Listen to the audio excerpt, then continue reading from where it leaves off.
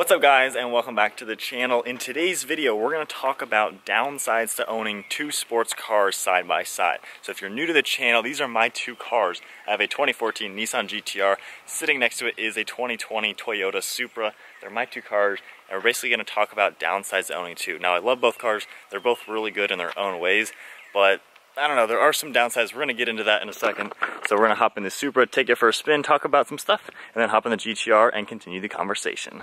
Alright, so to go ahead and start it all off while we take a drive in the Supra, the first topic to go over is fundamentally both sports cars are going to do the same exact thing. So with that known, is that going to make your better sports car less special? And then is that going to make your lesser sports car something that you're going to constantly want to modify to make it better and better so it can finally compete with your other car? So the fact that you have two sports cars, one probably is going to be better than the other as far as at least sports car stuff. Both of your cars are basically going to be competing with each other to be the better sports car, because technically when you're driving a car like this, you want to be driving it for the fun factor, you know, going fast, flooring it, slamming on the brakes, making loud noises, all the fun, enthusiast driving. So then going off of that, at least with my own experience with the Supra versus the GT-R, hands down the GT-R is a better sports car. That is honestly supercar territory. This car is normal sports car territory. So I do find when I drive this car, while I love the fact that this is a comfortable daily driver, it's very luxurious and all that kind of good stuff for the normal drive. Pretty much every time I drive my cars, I get to do the fun driving, and I'm very fortunate that my job includes driving cars for a living. These cars are half my business. But with that, whenever I drive, since I don't have just the daily commute like normal people with normal jobs, whenever I'm driving, it's most likely driving for the fun of it. And when I go places, I take only back roads. I rarely actually get on the highway and do the cruising. So for me, when I'm driving the two cars, there's a really good chance that when I'm in this, there's going to be some scenario where I'm wishing I'm in the GT-R, something faster, louder, more raw, more fun, just more of the drama that you love in any kind of crazy sports car.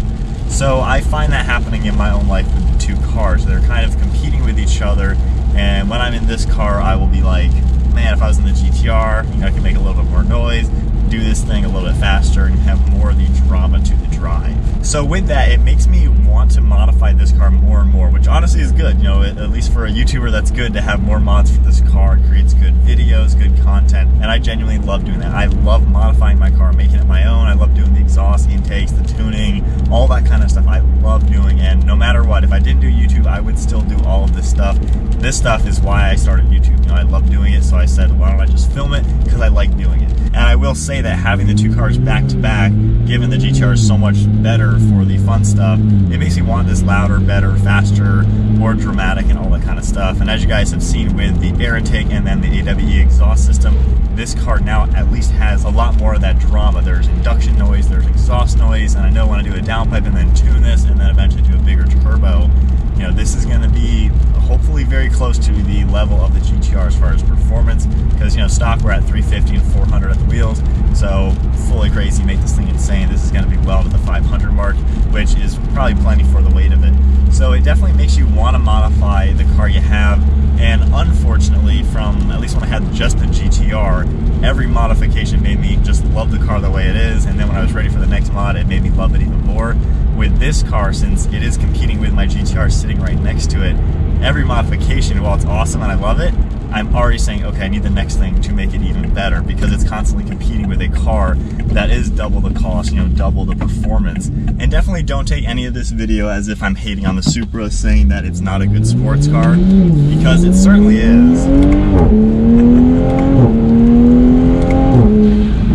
That's the one thing, one car being still better. The other car, it's still a heck of a lot of fun.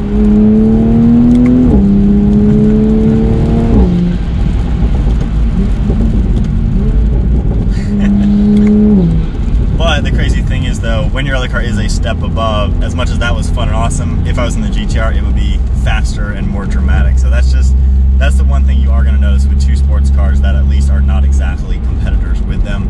So then moving on to the second topic within that same topic is the fact that, does it make your more cool car feel less special?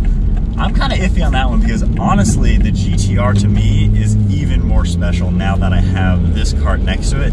because this car takes off that stress of daily driving the GTR, you know, the clunkiness, the rawness. So it makes, whenever I do drive the GTR, it makes it feel so ridiculous because no other car can compete with what that car makes you feel.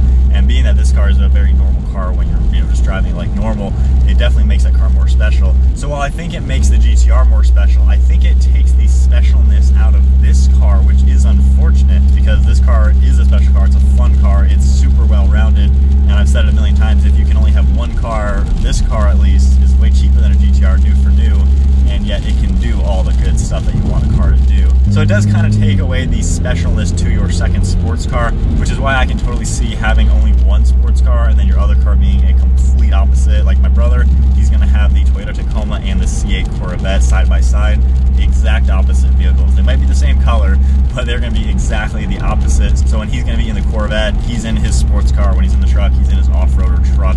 So I can see the appeal to that, and it will be interesting to see between the two of us how we each perceive our two cars. So anyway, now let's hop into the GTR, which I have not driven that in a week, which is why I'm so excited to get in that car. Every time I drive that now, it is mind-blowingly fun. So let's get in it. I don't care that it's raining out a little bit. I don't care it's going to be dirty. I'm ready to try that. Alright, so then now in the Nissan GTR, like I was saying with the specialness, this is my baby. This is a car that for a decade I wanted. So this I love, and no matter what car I would be driving side by side with this, every time I get this, like, this is the baby. This is the dream car. This is the one that it's always special. So I guess having any car next to this is going to make it to where I can save this for just the fun driving. I don't have to deal with any of the annoying driving in this. So the special side of this car is clearly there, and now that I'm in it again, like, oh, it just puts such a smile on my face. But that leads us to the topic I'm going to talk about while driving this car, which is the cost. Now, as you guys know, if you're a follower to the channel, if you see a lot of our videos, I am very into price and valuing of what I get for what I pay. I'm very, like, a price-conscious shopper, I guess you'll say. So I don't mind spending money. I really don't care about what something costs as long as I can obviously afford it. But I don't mind spending money on something that would give me the value. And in this car, hands down worth every penny. I do not regret it one bit. But the Supra is only $12,000 cheaper than what I paid for this car.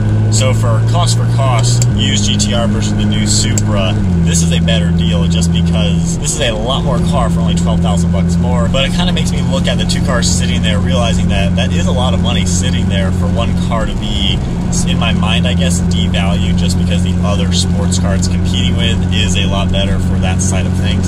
So that kind of does get to me a little bit, since I am very, like, you know, I want my money to be working for me in the best possible way. And when we look at the cost of each car and then the use of them, they can both do the same things like we've talked about. They're both sports cars, you know, they're both fun for driving, you know, for the performance things, making noise, going fast, accelerating, hard on the brakes, fast turns, all that kind of stuff. And since they can both do the same thing, and yeah, they're only 12 grand apart, for me at least, it's like, I'd rather be in the GTR because it is faster, it is better, it's more dramatic, all that kind of good stuff this is better at.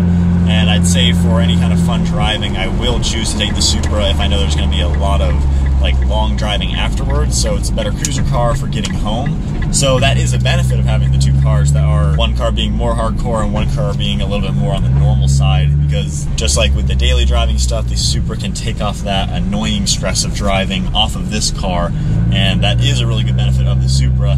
But that leaves me then kind of deciding, do I want to take the more fun performance car on a fun road trip with some friends, or take the one that is still an awesome car, and while we're doing the fun things, I'm wishing I was in the faster car, but then cruising home, glad I'm in the more comfortable car.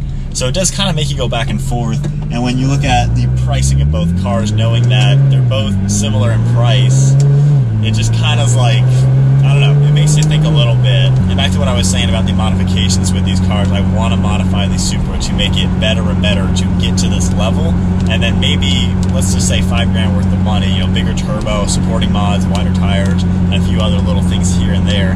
If that then gets it to pretty much this performance level, but still having all that daily drivable comfort, I think that's when then it will almost make sense that I wouldn't have this battle of, you know, which car do I want to drive, and all the stuff we're kind of talking about with the drawbacks of owning two sports cars.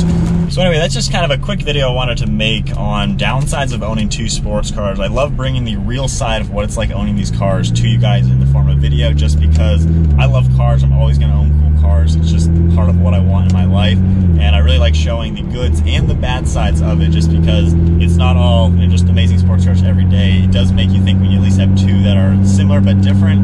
Makes you think about what you would like, and I can see in the next few years definitely going down to just one sports car. That way that one sports car kind of gets all the love and all the glory of being the iconic car sitting in the garage, and have the other car more of a normal car or a complete opposite. So I think in the next year or so I'll be switching up a little bit. This is not going anywhere. This is the baby and I love it, and the drama this car gives me is too ridiculous to ever get rid of. And with that said, valves are open. We're in race mode for transit traction.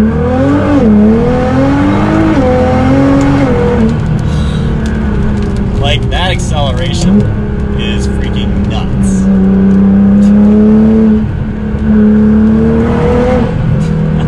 The traction control flickered a little bit there. Oh my gosh. See, that's the thing. That's the thing. This is why the whole video is made, right there. The drama and power and performance of this car specifically. And of course, if you own two other, you know, sets of sports cars, it might be different. But for my situation, at least, with the GT-R versus the Supra, holy crap, this car is ridiculous. I love it so much. And the Supra, unfortunately for it has a lot to compete with. That's the big thing. So hopefully with more mods it gets there, and then I'll make an updated video on how I think the two cars are side by side. Not hating on the Supra at all. It's an amazing car, and I like the fact that when I'm cruising home after a long day of filming or even a long road trip or something, it is so darn comfortable. So that is definitely something. But as far as the fun aspects go, because this video is really geared towards the fun sports car driving, specifically the fun stuff. Yeah, I don't know. I can see just having one sports car and the other car being different. So anyways, I think that's about it for today's video. Just a few things I wanted to talk about. We're going to finish the video with a rolling launch because, well, it's really awesome and fun. So we'll go down to third gear, get a little bit above 3,000 RPM.